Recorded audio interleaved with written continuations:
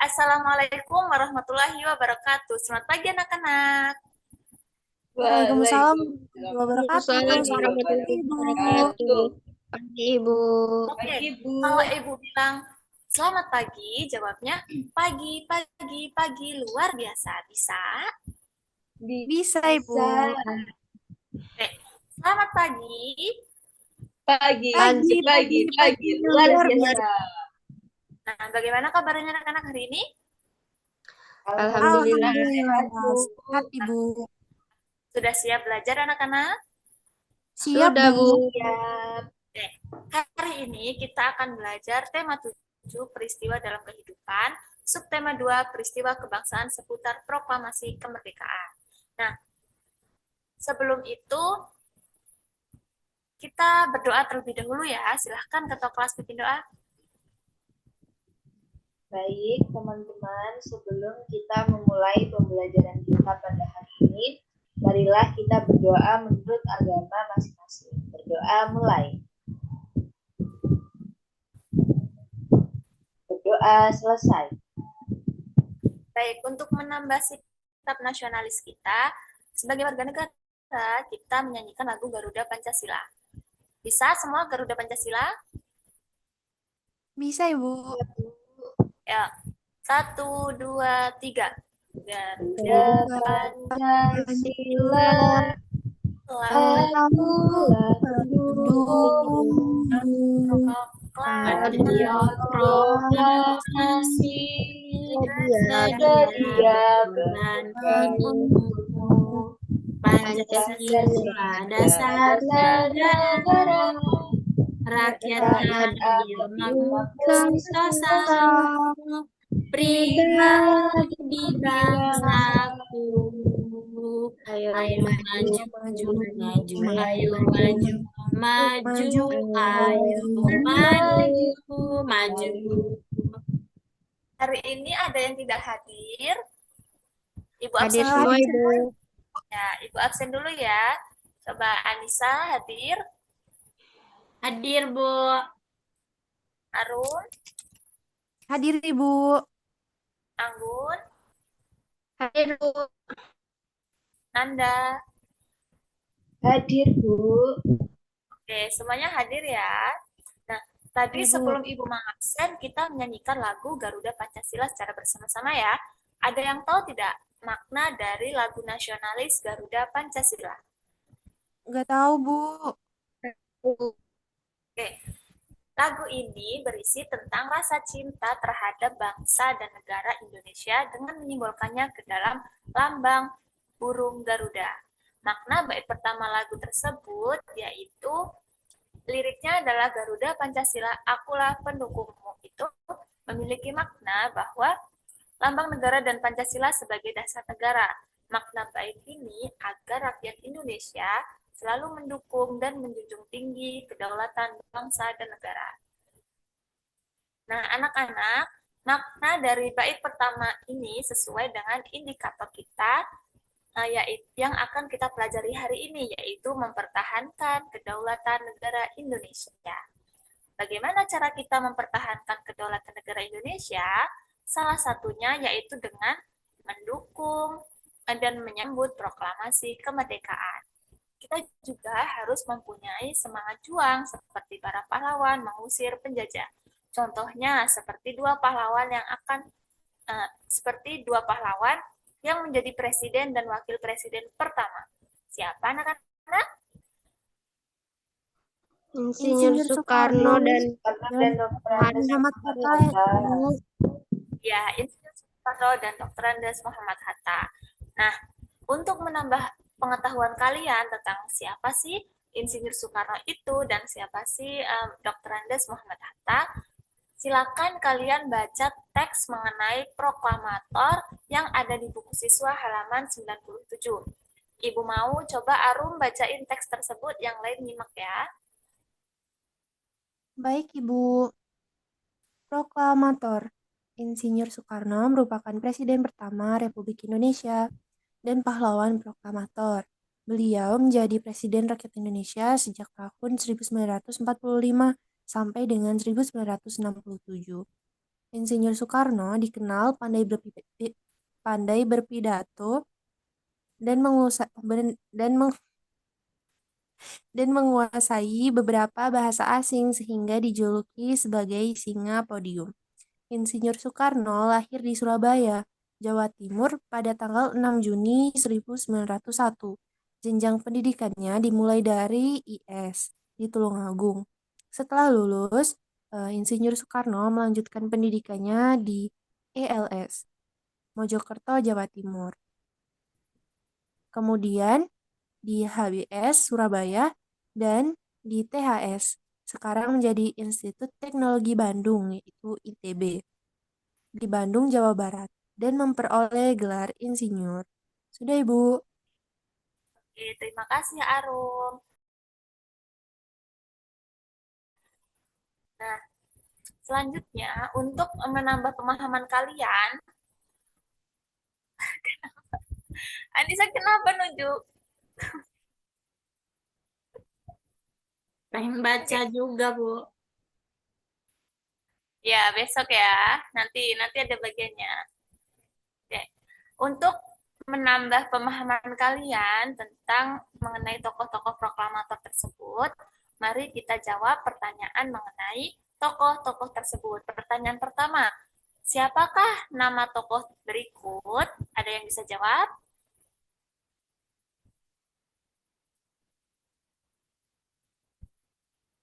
Saya, Ibu. Nomor 1. Ya, Insinyur Soekarno, Ibu. ya benar. Nomor 2, kapan dan di manakah beliau dilahirkan? Saya, Bu, lahir di Surabaya, Jawa Timur pada Ya, tanggal 6 Juni 1901. ya benar. Kemudian nomor 3, bagaimanakah riwayat pendidikannya? Saya, Bu. Ya, Anda. Jenjang pendidikannya dimulai dari Indies School atau IS di Tulungagung.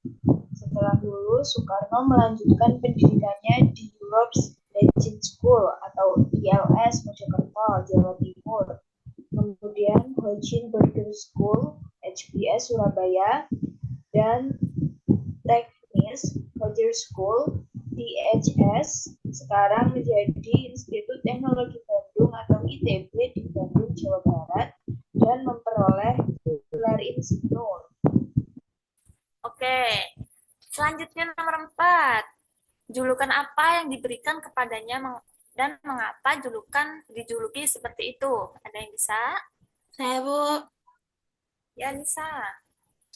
Jadi, Insinyur Soekarno itu dijuluki sebagai singa podium karena beliau pandai berpidato dan menguasai beberapa bahasa asing. Oke, bagus ya jawabannya. Nah, yang terakhir, pertanyaan apa saja yang sudah apa saja yang sudah diperjuangkannya bagi bangsa dan negara Indonesia? Ya, Bu. Ya, Nanda. Jadi itu memproklamasikan kemerdekaan Indonesia bersama Dr. Andes Muhammad Hatta dan tokoh-tokoh lainnya, serta Insinyur Soekarno terpilih juga sebagai presiden pertama di Indonesia. Oke, bagus ya untuk jawaban-jawaban kalian. Nah, selanjutnya pertanyaan mengenai siapa ya yang ada di gambar ini? Nomor 1. Siapakah nama tokoh berikut? Saya, Bu, Dr. Andes Muhammad Hatta. Ya. Nomor 2, kapan dan di manakah beliau dilahirkan? Saya, Bu. Ya. Muhammad Hatta lahir di Bukit Tinggi, Sumatera Barat pada tanggal 12 Agustus 1902. Yang ketiga, bagaimanakah riwayat pendidikannya? Saya, Ibu. Ya, Arum. Riwayat pendidikannya ditempuh di ILS di Bukit Tinggi, kemudian di MULO di Padang, dan di HMS di Jakarta, Ibu. Oke, bagus. Yang terakhir, apa saja yang sudah diperjuangkannya bagi bangsa dan negara Indonesia? Saya Bu mau jawab. Ya, Speed. Jadi Muhammad Hatta sangat berperan dalam upaya memperoleh pengakuan dari pemerintah Belanda terhadap kedaulatan Republik Indonesia, serta menjadi tokoh proklamator bersama Insinyur Soekarno. Betul nggak, Bu? Betul. Oke, kita beri aplaus untuk kita semua yang sudah menjawab. Oke, pintar ya anak-anak ibu, kalian sudah menyimak apa yang dibacakan oleh temannya tadi dan bisa menjawab pertanyaan yang disajikan. Nah, perlu kalian ketahui bahwa pembacaan teks proklamasi kemerdekaan disambut dengan penuh sukacita oleh seluruh rakyat di penjuru daerah. Banyak peristiwa-peristiwa yang terjadi untuk mendukung sang proklamator membacakan teks proklamasi. Selanjutnya, kita akan membahas peristiwa yang terjadi untuk mendukung proklamasi.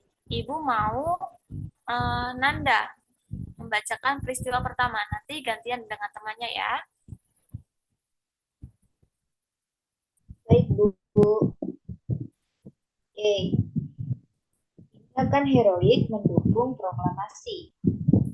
Peristiwa heroik di Yogyakarta. Perebutan kekuasaan di Yogyakarta dimulai pada tanggal 26 September 1945 sejak pukul 10 waktu Indonesia Barat. Para pegawai pemerintah dan perusahaan yang dikuasai Jepang melakukan aksi mogok. Mereka menuntut agar Jepang menyerahkan semua kantor kepada pihak Indonesia.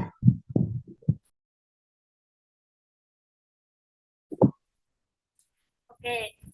Wah, banyak ya peristiwa-peristiwa yang mendukung proklamasi. Juga begitu sangat berarti jasa pahlawan yang gugur dalam mempertahankan kedaulatan negara Indonesia. Berarti setelah kalian mengetahui peristiwa yang terjadi, sekarang kerjakanlah latihan yang ada di bawah teks pada halaman 102. Kemudian setelah kalian selesai mengerjakan soal tersebut, silahkan kirim ke WA Ibu ya. Nanti Ibu beri waktu 30 menit dari sekarang untuk kalian mengerjakan. Silahkan dikerjakan.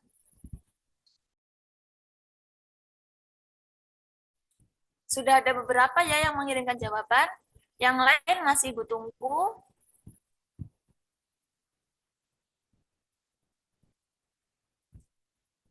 Oke, apa sudah selesai semua? Sudah, Ibu. Sudah, Ibu. Sudah dikirimkan ke WA Ibu semua ya? Iya, Ibu Baik. sudah. Bu. Oke. Baik anak-anak, pada halaman selanjutnya di situ ada sebuah gambar peta Indonesia dengan berbagai penyebaran titik-titik merah. Ada angka 1, 2, 3 sampai angka 9. Nah, titik merah itu menunjukkan daerah-daerah yang melakukan tindakan heroik untuk mendukung proklamasi kemerdekaan. Setelah kalian membaca tentang tindakan heroik pendukung proklamasi tadi, tentu kalian sudah mengetahui daerah mana saja yang melakukan peristiwa untuk mendukung proklamasi. Daerah mana saja tadi? Ada Semarang, terus Bali, Bali, Aceh, Aceh, terus Surabaya, ya, Jakarta, Makassar, Sumbawa, Kalimantan. dan juga Kalimantan, Bu. ya. Nah, sekarang kita cocokkan daerah-daerah tersebut dengan titik-titik merah yang ada di dalam peta ini. Seperti contohnya yaitu titik nomor 9. Titik nomor 9 sudah ada tulisan Makassar, berarti di situ adalah daerah Makassar. Selanjutnya, kita akan menjawab semua titik-titik yang ada di dalam peta ini, mulai dari nomor 1. Titik nomor 1 ini daerah apa? Ada yang tahu?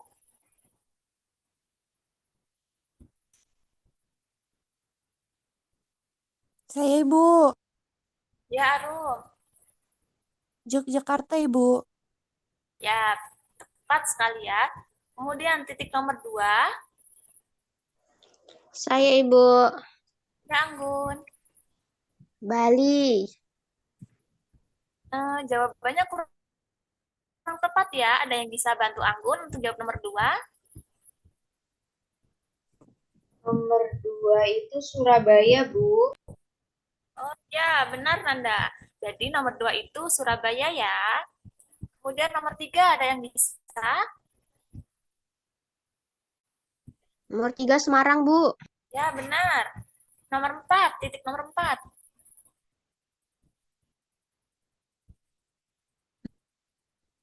Nomor 4 Aceh, Bu. Betul. Nomor 5. Titik nomor 5 di mana? Nah, Daerah di apa? Bali. Ya, di Bali. Selanjutnya nomor 6, daerah apa? Sumbawa, Ibu. Bawah. Lagi nomor 7.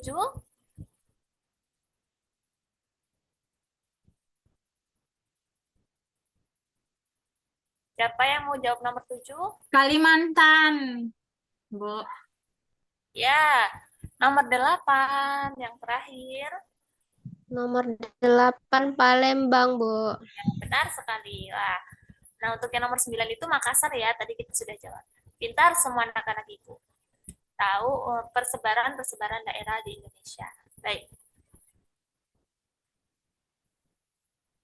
Nah, inilah tadi jawaban dari titik-titik merah yang ada di slide sebelumnya.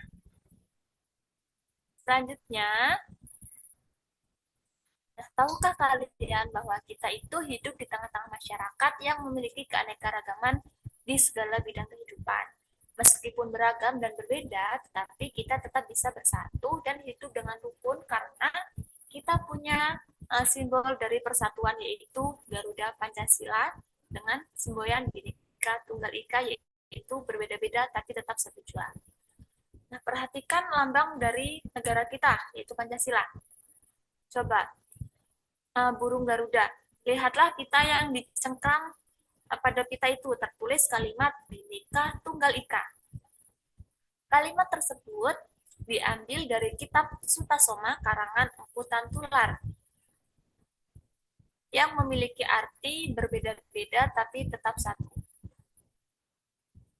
Kata-kata tersebut kemudian diberi makna yang lebih luas dan menjadi semboyan meskipun berbeda-beda tetapi tetap satu jua. Semboyan itulah kemudian yang mengikat keberagaman bangsa menjadi satu kesatuan. Nah, cukupkah kita mengerti artinya saja? Tentu tidak kan? Nah, setelah memahami makna yang terkandung di dalamnya, kalian harus menerapkannya di dalam kehidupan sehari-hari.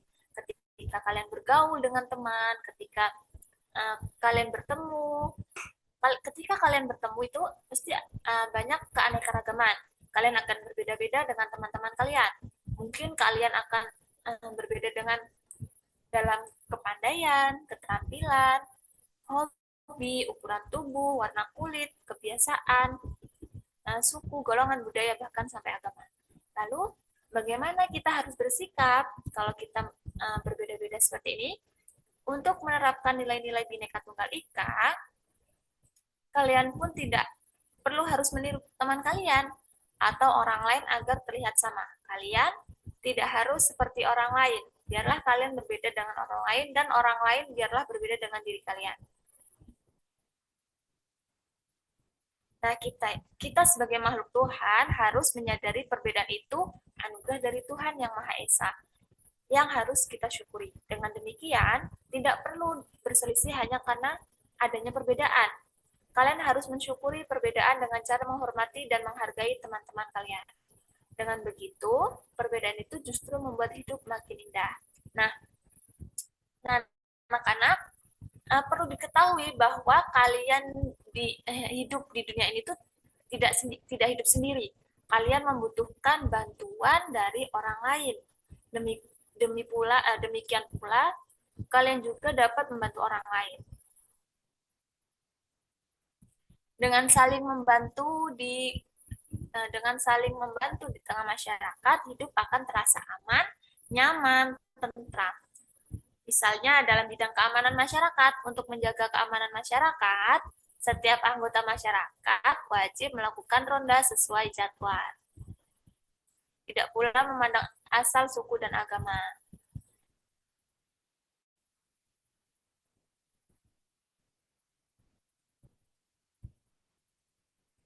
Nah, semua mendapat kewajiban yang sama, tidak memandang dia kaya atau miskin, tidak pula memandang suku dan agama. Dengan demikian, di masyarakat akan tercipta keamanan dan ketertiban. Itulah salah satu arti penting dari persatuan dalam perbedaan. Apa yang akan terjadi jika tidak ada persatuan di masyarakat? Tanpa persatuan, kerukunan di masyarakat sulit terwujud. Setiap orang tidak hidup mementingkan, setiap orang akan hidup mementingkan diri sendiri. Salah satu wujud nyata adanya kerukunan dan persatuan di masyarakat adalah tradisi gotong royong.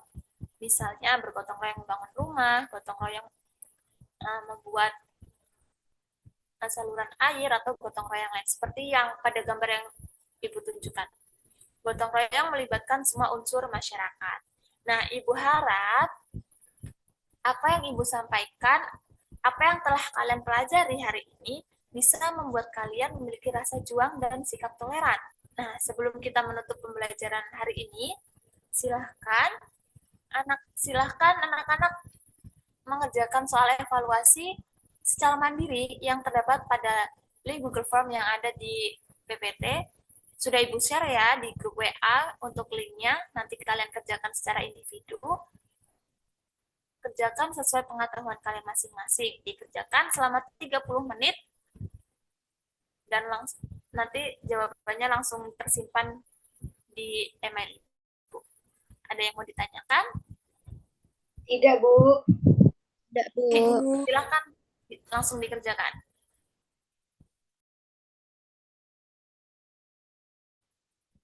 Oke, sudah mengirim semua ya sepertinya. Ibu juga sudah cek nama-nama kalian, sudah masuk semua. Nah, itu tadi pembelajaran kita hari ini. Ada yang bisa menyimpulkan hari ini kita belajar apa? Saya, Bu. Ya, Randa. Oke, jadi hari ini kita belajar mengenal tokoh proklamator Indonesia, Bu, yaitu Insinyur Soekarno dan Dr. Andes Muhammad Hatta. Beliau adalah pahlawan yang memproklamasikan kemerdekaan Indonesia. Saat beliau memproklamasikan kemerdekaan Indonesia, banyak sekali peristiwa heroik yang terjadi di berbagai daerah di Indonesia untuk mendukung kemerdekaan tersebut, seperti daerah Semarang, Yogyakarta, Bali, Palembang, Surabaya, dan masih banyak lagi, Bu. Oke, bagus Nanda sudah berani menyampaikan kesimpulan pembelajaran kita hari ini. Mungkin ada yang lain yang mau menambahkan? Saya, Ibu. Ya, Ngun. Tadi Ibu juga sudah menjelaskan bahwa kita harus tetap hidup rukun di tengah-tengah keberagaman masyarakat. Karena kita punya simbol Pancasila yaitu burung Garuda dan semboyan bangsa yaitu Bhinneka Tunggal Ika yang artinya berbeda-beda tetapi tetap satu jua. Jika tidak bisa hidup sendiri, kita butuh bantuan orang lain. Jadi kita harus saling menghargai perbedaan, Bu. Sudah, Ibu. Oke, bagus Anggun. Benar ya yang dikatakan Nanda dan Anggun. Benar sekali. Nah, anak-anak, Ibu harap apa yang disampaikan selama pelajaran tidak hanya sekedar dipelajari, tetapi juga diterapkan di kehidupan sehari-hari yang yaitu saling menghargai sesama teman, keluarga, bahkan di masyarakat juga. Selain menghargai perbedaan akan keanekaragaman, kalian juga harus mempunyai semangat juang seperti para pahlawan yang sudah berjuang memproklamasikan kemerdekaan. Caranya bagaimana? Bisa dengan menghargai dan mengenang jasa para pahlawan, membantu teman dan membela mempertahankan kedaulatan negara. Mungkin cukup ya pembelajaran yang dapat Ibu sampaikan hari ini. Terima kasih kalian yang sudah aktif berpartisipasi dalam pembelajaran. Kalian hebat, kalian pintar. Nah, bagaimana pembelajaran kita hari ini? Apakah menyenangkan? Menyenangkan, Menyenangkan, Ibu. Menyenangkan nih, Bu.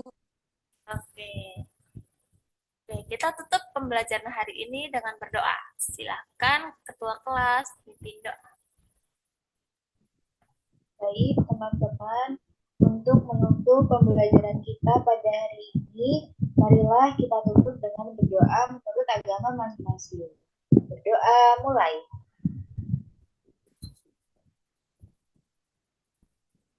Doa selesai. Terima kasih untuk hari ini. Ibu akhiri. Wassalamualaikum warahmatullahi wabarakatuh. Selamat siang anak-anak. Waalaikumsalam warahmatullahi Waalaikumsalam wabarakatuh. warahmatullahi Selamat siang, Bu. wabarakatuh. Terima kasih, Bu. Terima kasih, Bu. Terima kasih.